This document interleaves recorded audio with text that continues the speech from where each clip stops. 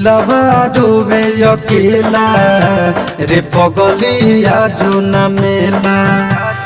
दिलवा रोवे अकेला रे पगलिया जो न मेला।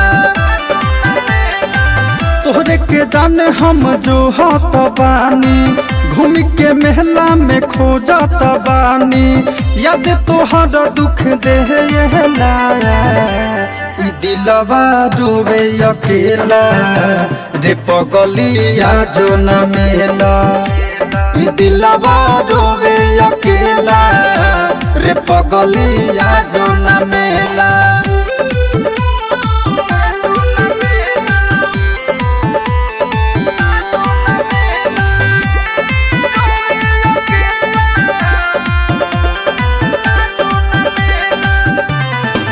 सावन के मेला में मिले के वादा कोइले रहलू यार हो।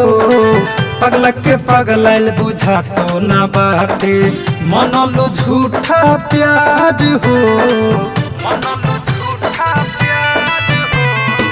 सावन के मेला में मिले के वादा कोइले रहलू यार हो।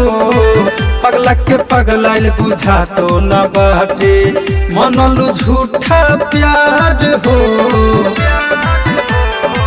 पियले न पानी पानी एको गिलास के तोहरा दिल बाडू जान विश्वास के। प्यार के दर्द बड़ा झेला दिलवा रोवे अकेला रे पगलिया जो न मेला। दिलवा रोवे अकेला रे पगलिया जो न मेला।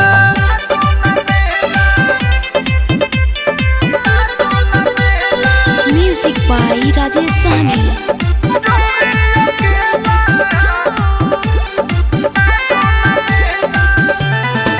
राइटर संजय सांवरिया मुकेश से कोइले बाडू दूरी हो। आमन मिल के घूमल जाई खाइल जाई पानी पूरी हो। राइटर संजय सांवरिया मुकेश से कोइले बाडू दूरी हो।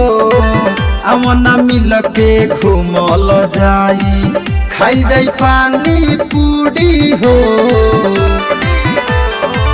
प्रभु प्रदीप से कहेम हो मिल के बड़ा दर्द याद दिलू हो दिल के। खेलता रू कवन खेला दिलवा रोवे अकेला रे पगलिया जो न मेला।